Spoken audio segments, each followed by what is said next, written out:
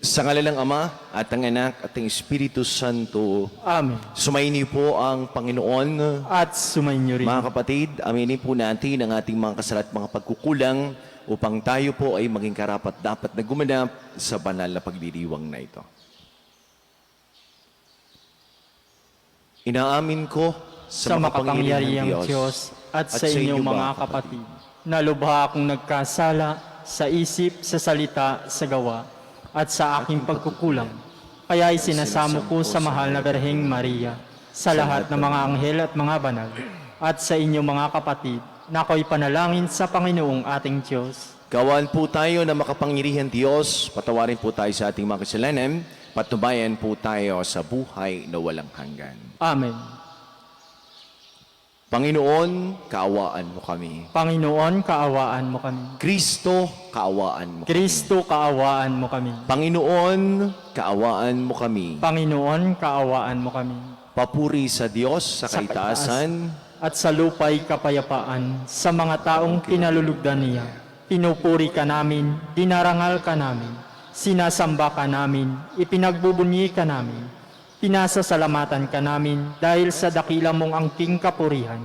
Panginoong Diyos, Hari ng langit, Diyos Ama makapangyarihan sa lahat. Panginoong Isokristo, bugtong na anak.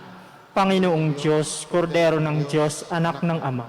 Ikaw na nag-aalis ng mga kasalanan ng sanlibutan, maawa ka sa amin. Ikaw na nag-aalis ng mga kasalanan ng sanlibutan, tanggapin mo ang aming kahilingan. Ikaw na naluluklok sa kanan ng Ama, maawa ka sa amin, sapagkat ikaw lamang ang banal, ikaw lamang ang Panginoon, ikaw lamang o Jesucristo ang kataas-taasan, kasama ng Espiritu Santo sa kadakilaan ng Diyos Ama. Amen. Manalangin po tayo. Ama naming makapangyarihan, ikaw po ang lumikha at tagapamahala ng tanang umiiral. Tungayan mo kami upang ang iyong awa ay aming maranasan at ipagkalabong ikaw ay aming wagas na mapaglingkuran. Sa pamamagitan ni Jesucristo kasama ng Espiritu Santo magpasawalang hanggan.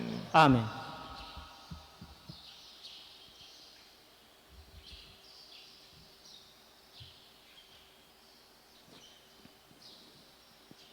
Pagbasa mula sa aklat ni Propeta Isaías. Binigyan ako ng pangunawa ng Panginoon.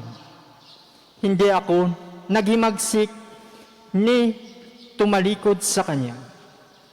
Hindi ako tumutol nang ako'y bugbugin nila. Hindi ako kumibo nang ako'y kanilang insultuhin. Pinabayaan ko silang bunutin ang buhok ko't balbas.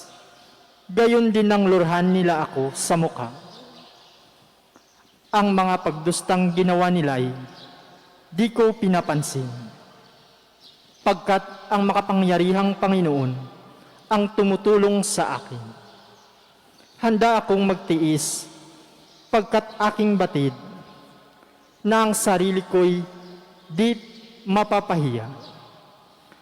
Ang Diyos ay malapit at siya ang magpapatunay na wala akong sala. May mga ngasbang maghabla sa akin, magharap kami sa hukuman, at ilahad ang kanyang bintang. Ang puon mismo ang magtatanggol sa akin. Sino ang magpapatunay na ako ay may sala? Ang salita ng Diyos. Salamat sa Diyos. Salmong tugunan. Kapiling ko habang buhay ang Panginoong may kapal. Kapiling ko habang buhay ang Panginoong may kapal. Ang bayang Israel sa bansang Ehipto'y doon inilabas. Nang ang lahing ito sa bansang dayuhan ay pawang lumikas. Magmula noon sa lupaing Huday, naging dakong banal, at yaong Israel, ginawa ng Diyos na sariling bayan. Kapiling ko habang buhay ang Panginoong may kapal. Ang dagat ng tambo, nang ito'y makita, ay tumakas na rin. Magkabilang panig ng ilog ng Hordan, noong ay lumimpil. Maging mga bundok, katulad ng tupa, ay pawang nanginig. Pati mga burol, nanginig na parang tupang maliliit. Kapiling ko habang buhay ang Panginoong may kapal.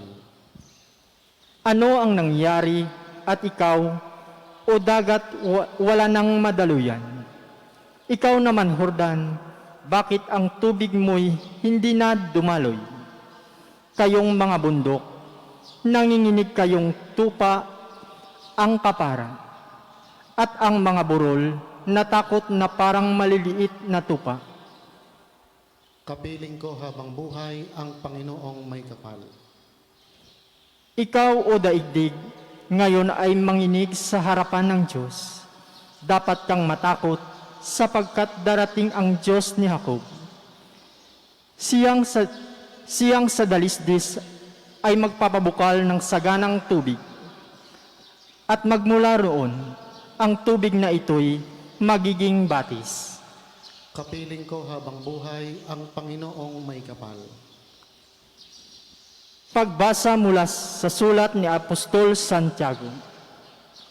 Mga kapatid, ano ang mapapala ng isang tao kung sasabihin man niyang siya ay may pananampalataya, ngunit hindi naman niya pinatutunayan sa gawa? Mailigtas ba siya ng gayong pananampalataya? Halimbawa, ang isang kapatid ay walang maisuot at walang makain.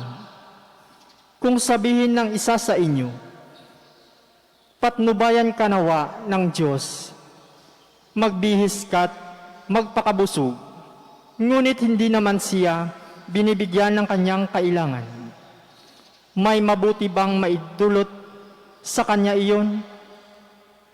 Gayon din naman, patay ang pananampalatayang walang kalakip na gawa. Ngunit may nagsabi, may pananampalataya ka at may gawa ako.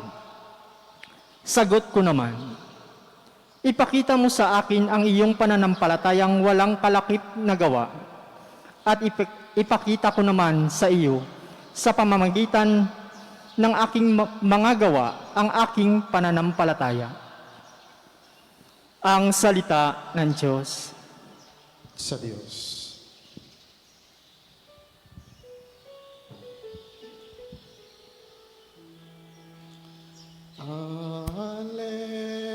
Hallelujah, hallelujah, hallelujah, hallelujah.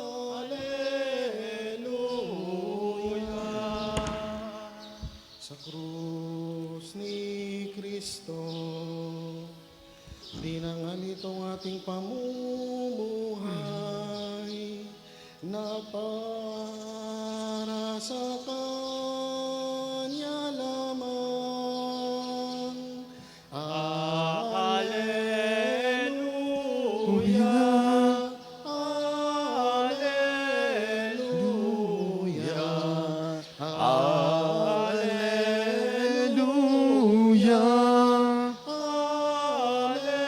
alleluia.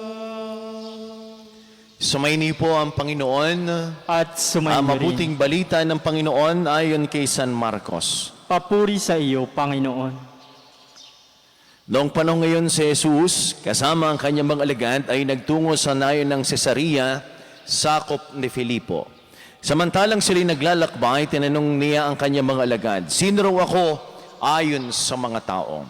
Sumagot sila, "Ang sabi ng ilan ay si Juan Bautista kayo, sabi naman ng iba si Elias kayo, at may nagsasabi pang isa kayo sa mga propeta. Kayo naman, ano ang sabi ninyo?" "Sino ako?" tanong niya. "Kayo ang Kristo," tugon ni Pedro. "Huwag ninyong sasabihin kanino man kung sino ako." Mahigpit na utos niya sa kanila. Mula noon, ipinaalam na ni Jesus sa kanyang mga alagad na ang anak ng tao ay dapat magbata ng maraming hirap. Siya itatakwil ng matatanda ng bayan, ng mga punong saserdote at ng mga eskriba at ipapapatay. Ngunit sa ikatlong araw, muli siyang mabubuhay. Maliwanag na sinabi na ito sa kanila, kaya't niyaya siya ni Pedro sa isang tabi at simulang pagsabihan. Ngunit humarap si Jesus sa kanyang mga lagad at pinagwikaan si Pedro. Lumayo ka, Satanas! Ang iniisip mo'y hindi sa Diyos, kung hindi sa tao. Pinalapit ni Jesus sa mga tao, pati ang kanyang mga alagad at sinabi, kung ibig ni namang sumunod sa akin, limutin niya ang ukol sa kaniyang sarili. Pansinin ang kanyang krus at sumunod sa akin. Ang naghahangad na magligtas ng kanyang buhay ay siyang mawawalan nito. Ngunit ang mag-alay ng kanyang buhay, alang-alang sa akin at sa mabuting balita ay siyang magkakamit niyon. Mga minamahal kong mga kapatid, ang mabuting balita ng ating Panginoon. Pinupuri ka namin, Panginoong Jesucristo. Mapagpalang umaga po sa ating lahat. Kasama na ho ang pagbati sa mga sumusubaybay at nanonood po ng ating Virtual Mass. Sa ating pong ebanghelyo ay narinig po natin kung papaanong si Pedro ay sinabihan ng ating Panginoong Jesus, lumayo ka, Satanas. Ang iniisip mo ay hindi sa Diyos, kung hindi sa tao. Mahal ho ni Pedro si Jesus. Wala pong duda. Sapagkat kung ang isang tao ho na nagmamahal, siya ho ay nagpapahalaga. Pag may mahal ho tayo, ayaw ho natin na sila ay mapapahamak. Ayaw ho natin na sila ay magkakasakit. Ayaw ho natin na sila ay mamamatay sapagkat mahal ho natin sila. Sa madalit sabi, ayaw ho natin ng may masamang mangyayari sa kanila sapagkat mahal, pinapahalagahan natin at lagi ho natin silang inire-remind. At lalo ito sa panahon natin ngayon, laging sabi, doble laging pag-iingat. Ganyan ho, marami nagpapaalaala. Mahal naman ni Pedro si Jesus sapagkat mahalaga si Jesus para sa kanya. Ngunit, may kulang sa pagkakaunawa ni Pedro sa pagtingin niya sa ating Panginoong Yesus. Ang tingin niya sa ating Panginoong Yesus, tama, siya ang Kristo. Para kay Pedro, ang Jesus na ito nakilala niya ay hindi maghihirap, hindi mamamatay. Kaya nga't ang sabi ng ating Panginoong Yesus, ang iniisip mo ay hindi sa Diyos, kung hindi sa tao.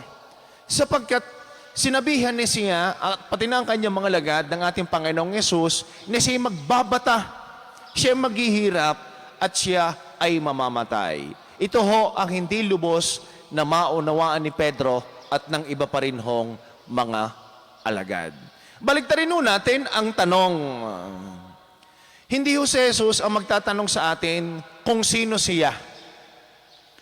Ang tanong ho natin ay, sino naman ako? Sino ako sa Diyos? Ano ang tingin ng Diyos sa akin? Isa lamang ho magandang sagot. Sino ako? Ako ay anak ng Diyos at ako ay para sa Diyos. Ako ay imahe ng Panginoon Diyos. Kaya kung titingnan natin, tatanungin natin ang ating sarili, ay kung tayo ay imahe, kung tayo ay anak ng Diyos, tayo ay may mga mata na katulad ng ating Panginoong Yesus, ng ating Panginoon Diyos. Paano tumingin ang mata ng ating Panginoong Yesus? May awa, may habag, may pagmamahal, hindi judgmental. Kaya ang tanong sa ating mga sarili, anong klase bang mata meron ako? Katulad ba ito ng kay Jesus?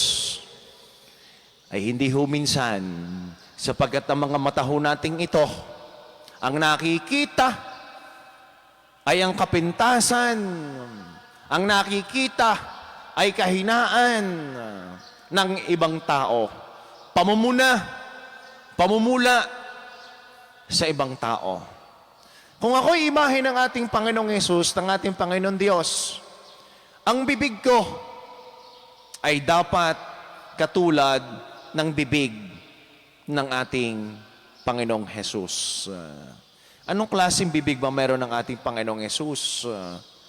Kita naman ho natin sa Biblia, sa mga ebanghelyo, bagamat si Jesus ay minsang nagalit, minsan siya'y may damdamin din.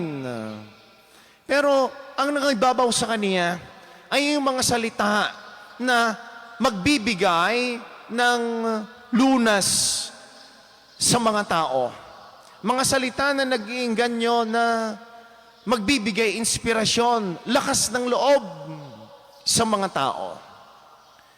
Sino ako?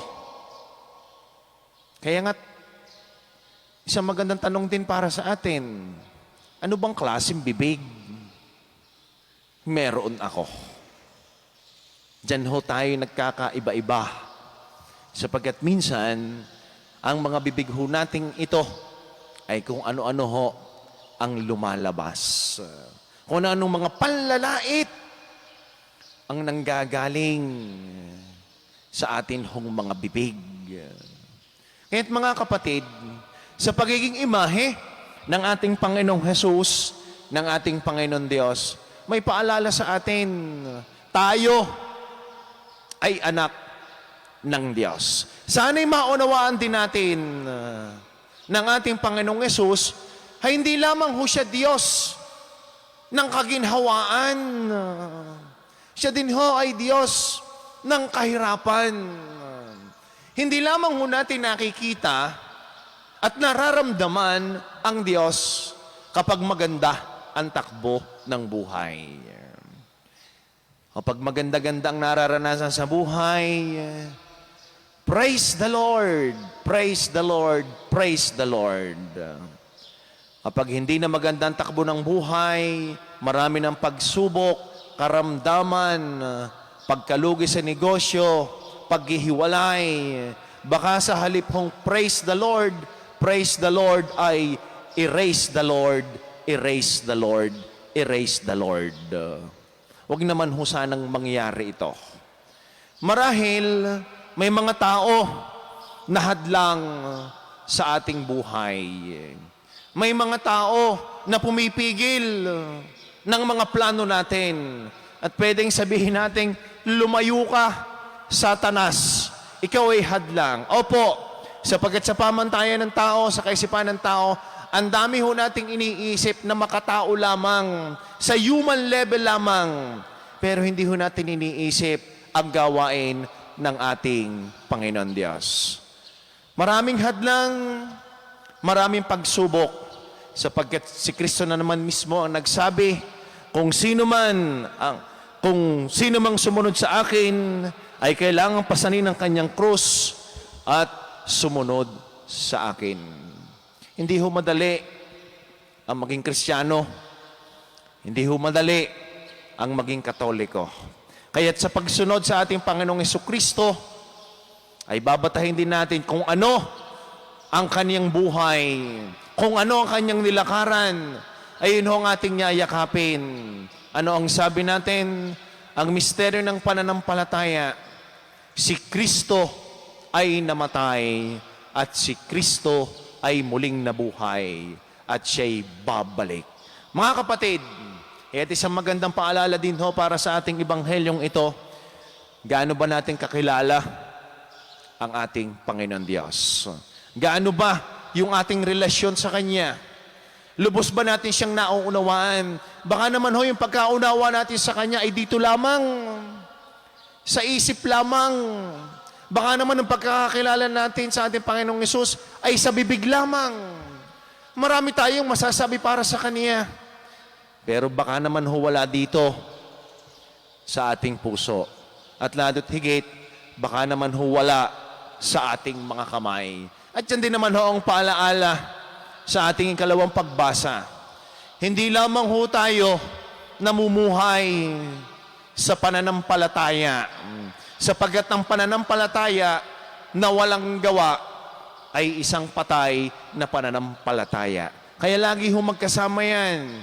Pananampalataya na may kasamang gawa. Hindi lamang ho tayo puro ngawa, kailangan din nating gumawa. Opo, mahalaga ang ating pananampalataya. Pero ang sinasabi sa ikalawang pagbasa, ipakita po natin ito sa ating paggawa. Mahal natin si Jesus. May lugar sa puso natin si Jesus. Hindi lamang ho sa ating puso, kundi si Jesus ay may lugar din sa ating mga kamay na nangangahulugan din ng ating paggawa. Sumasampalataya ako Sa Diyos ang makapangyarihan sa lahat, na may gawa ng langit at lupa. Sumasampalataya ako kay Jesucristo, isang anak ng Diyos, Panginoon nating lahat. Nagkatawang tao siya lalang ng Espiritu Santo. Pinanganak ni Santa Mariang Berhen. Pinagpakasakit ni Poncio Pilato. Ipinako sa krus na matay inilibing. Nanawag sa kinaroonan ng mga yumao. Nang may ikatlong araw na buhay na maguli. Umakyat sa langit. Naluklok sa kanan ng Diyos sa makapangyarihan sa lahat. Doon magmumulang paririto at hukom sa nangabubuhay at nangamatay na tao. Sumasampalataya naman ako sa Diyos Espiritu Santo, sa banal na simbahang Katolika, sa kasamahan ng mga banal, sa kapatawaran ng mga kasalanan, sa pagkabuhay na muli na nangamatay na tao, at sa buhay na walang hanggan. Amen. Sa kabila ng mga biyayang dulot ng makabagong agham at teknolohiya, nakararanas pa rin tayo ng kakulangan at limitasyon sa lahat ng aspeto ng ating buhay. Kailangan pa rin natin ang mapagligtas na pamamagitan ng Diyos sa ating buhay. Kaya manalangin po tayo, Panginoon, dinggin mo kami. Panginoon, dinggin mo kami.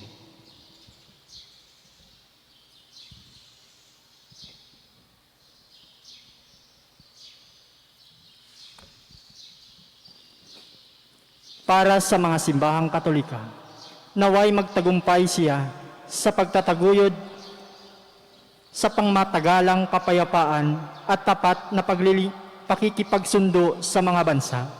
Manalangin tayo. Panginoon, dinggin mo kami. Para sa mga pinanghihinaan ng loob at waring napapabayaan ng lahat, nawa makatagpo sila ng malinaw na tanda ng pagkalinga ng Diyos. Manalangin tayo. Panginoon, dinggin mo kami. Para sa mga may kapangsanang pisikal, nawa makadama sila ng pagtanggap at pagmamahal sa kanilang mga kamag-anak at pasanin nila ang kanilang krus ng buong pananalig. Manalangin tayo. Panginoon, dinggin mo kami. Para sa mga binging espiritual at moral, nawa mabuksan ng biyaya ng Diyos ang kanilang mga kalooban sa pagtanggap ng mensahe ng mabuting balita, na tumugon sila sa mga daing ng kanilang kapwa. Manalangin tayo. Panginoon, dinggin mo kami. Para sa mga piting espiritual at moral, nawa makatagpo sila kay Isus ng lakas ng loob na magpahayag ng katotohanan, manindigan sa tama at isumpa ang masama. Manalangin tayo. Panginoon, dinggin mo kami. Tahimik nating ipanalangin ang ating mga pansariling kahilingan. Manalangin tayo. Panginoon, dinggin mo kami.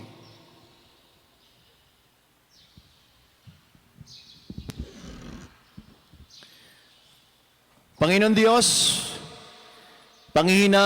panghihinaan kami ng loob kung wala ka. Ngunit kung kasama ka namin, may magagawa kaming kadakilaan. Pagalingin mo kami ngayon sa aming mga pangamba, kahinaan at kapintasan ng kami mabuhay sa iyong presensya nang may pinasigilang kalooban sa pamagitan ni Kristo ang aming Panginoon. Amen.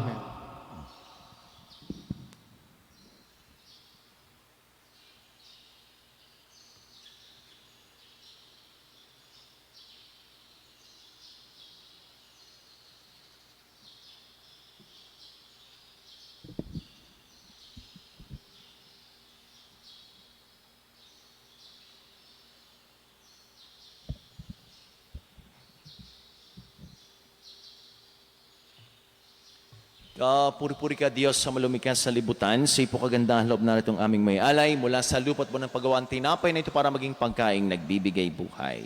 Kapuri-puri ang poong may kapal, ngayon at kailanman.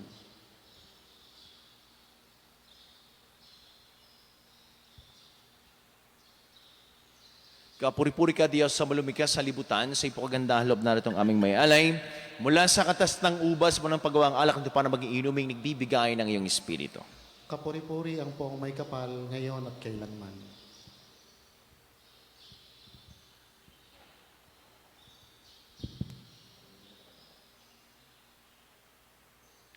Manalangin po kayo mga kapatid upang ating paghahain ng kalugdan ng Diyos amang makapangyarihan. Tanggapin nawa ng Panginoon itong paghahain sa iyong mga kamay, sa kapurihan niya at karangalan sa ating pakinabangan at sa buong sambayanan niyang banal.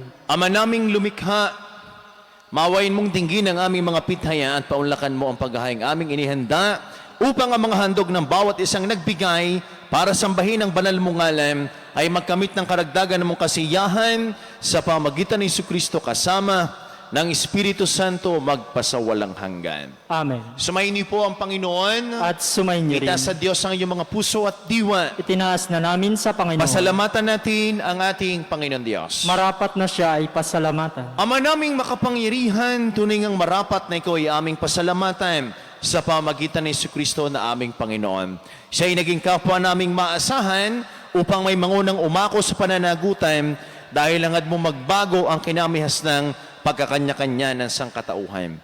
Bunga ng pagtitiis, siya ay nanaig at ang kamatayan ay kanyang nalupig, kaya't siya ang aming daan para aming masapit ay yung tapat at maasahang pag-ibig. Kaya, kaysa ng mga anghel na nagsisiawit ng papuri na walang umpay sa kalangitan, kami po'y nagbubunyi sa iyong kadakilaan. Santo, Santo, Santo Panginoong Diyos ng mga hukbo, napupuno ang langit at lupa ng kadakilaan mo.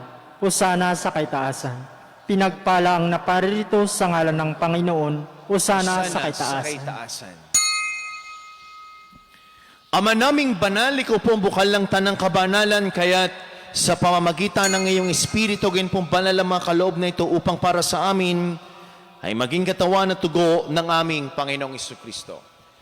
Bago niya, pinagtiis ang kusang loob na maging handog, ginawa kanyang tinapay, pinasalamatan kaniya, pinaghati-hati nun, iniabot sa kanyang mga alagad at sinabi, tanggapin ninyong lahat ito at kanin ito ang aking katawan na ihahandog para sa inyo.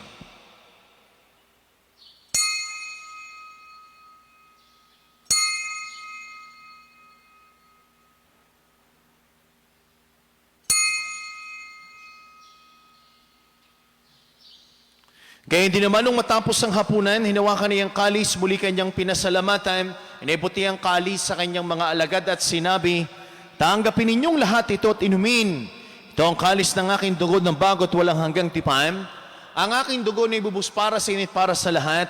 Sa kapagpapatawad ng mga kasalanan, gawin ninyo ito sa pag-alaala sa akin.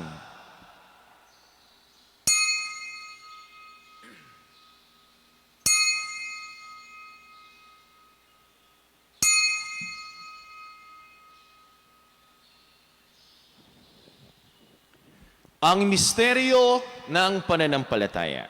Si Kristo'y namatay, si Kristo'y nabuhay, si Kristo'y babalik sa wakas ng panahon. Ama, ginagawa po namin ngayon ang pag-alaala sa pagkamatay at muling pagkabuhay ng iyong anak.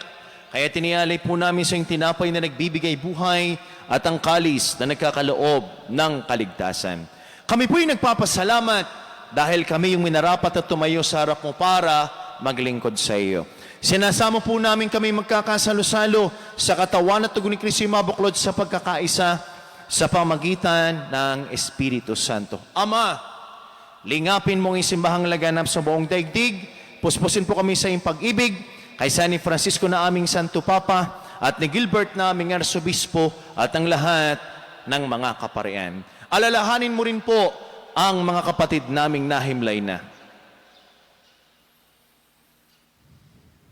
Nang may pag-asa pong sila'y muling mabubuhay, kaya hindi ng lahat ng mga pumanaw, kawaan mo sila patuloyin sa iyong kaliwanagan. Kawaan mo pagindapating kaming lahat na makasalo sa iyong buhay na walang wakas.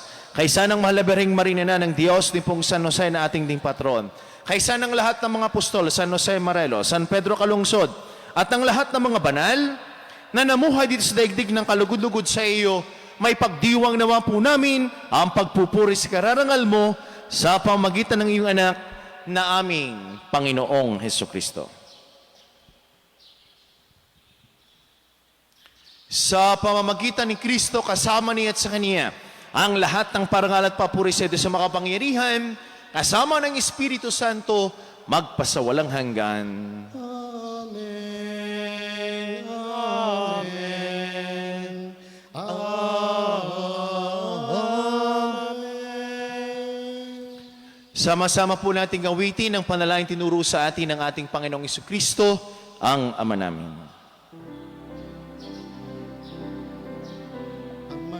Amin. Sumasalangit ka, sambahin ang ngalan mo, mapasa amin ang kaharian mo, sundin ang loob dito sa lupa para ng salangit. Yan mo kami ngayon ang kakain sa araw-araw, at patawarin mo kami sa aming mga sala para ng papatawad namin. Sa nagkakasala sa amin, at huwag mo kami paintulot sa tukso, at iadya mo kami sa lahat ng masama. Hinihiling po namin kami ay adya sa lahat ng masama, pagkalooban po ng kapayapaan, araw-araw iligtas sa kasalanan at ilayo sa lahat ng kapahamakan, samantalang aming pinananabikan ang dakilang araw ng pagpapahayag ng tagapagligtas naming si Hesukristo. Sapagkat iyo ang kaharian ng kapangyarihan ng kapurihan magpakailanman. Amen. Panginoong Hesukristo, sinabi mo sa iyong mga apostol, kapayapaan ang iniiwan ko sa inyo. Ang aking kapayapaan ang ibinibigay ko sa inyo. Tungayan mo ang aming pananampalataya at huwag po ang aming mga pagkakasala. Pagkalooban po kami ng kapayapaan at pagkakaisa ayon sa iyong kalooban, kasama ng Espiritu Santo, magpasawalang hanggan. Amen. Ang kapayapaan po ng Panginoon ay lagi ng sumainyo. At sumainyo Mga rin. kapatid, magbigayin po kayo ng kapayapaan sa bawat isa. Peace be with you po sa inyong lahat. Kordero ng Diyos na nag-aalis ng mga kasalanan ng sanlibutan, maawa ka sa amin. Kordero ng Diyos na nag-aalis ng mga kasalanan ng sanlibutan, maawa ka sa amin.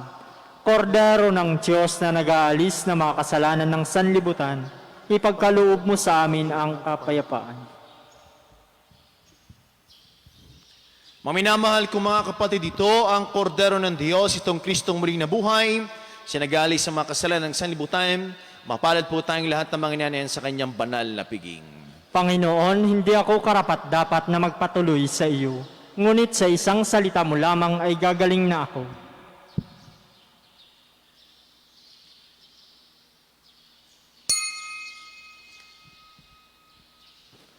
Panginoong Isus, ako ay nananalig na ikaw ay nasa kabanal-banalang sakramento sa altar.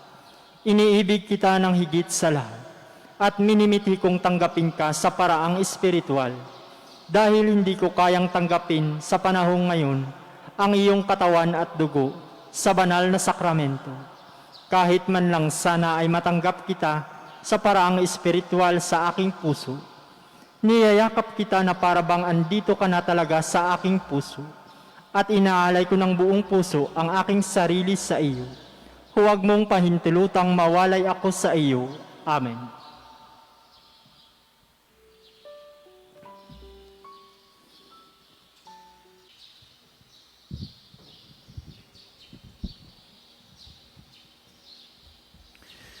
Manalangin po tayo. Ama naming mapagmahal, ang aming kalooban naway pagharian ng aming tinanggap na pakikinabang upang huwag ang diwa namin ng umiral, kung hindi ang bunga ng pagdiriwang ang laging mamayani sa amin sa pamagitan ng Jesucristo kasama ng Espiritu Santo magpasawalang hanggan. Amen. Sumayin niyo po ang Panginoon. At sumayin niyo rin. Makikiyuko po ng inyong mga ulo para po sa paggagawad ng pagbabasbas. Ilayo nawa kayo sa lahat ng makapipinsala at pagpalain nawa kayo ng bawat mabuti at ganap na kaloob ng Diyos ngayon at magpasawalang hanggan. Amen. Pamalagi nawa siyang nananahan ng kanyang salita sa inyong kalooban at puspusin nawa niya kayo ng kaligayahang walang hanggan. Amen. Patnubayan nawa kayo ng Diyos sa pagtaak sa kanyang landas upang lagi ninyong mabatid kung ano ang tama at marapat samantalang kayo naglalakbay patungo sa kalangitan na kanyang pamana magpasawalang hanggan. Amen. At pagpalain po kayong lahat kasama na po niyo mga mahal sa buhay at buong pamilya ng ating mapagmahal na Diyos. Sa ngalan ng Ama at ng Anak at ng Espiritu Santo. Amen. Ang misa po inayalay na humayo po kitaglay ng pag-ibig ng ating Panginoon Diyos. Salamat sa Diyos. Magandang umaga po sa ating lahat.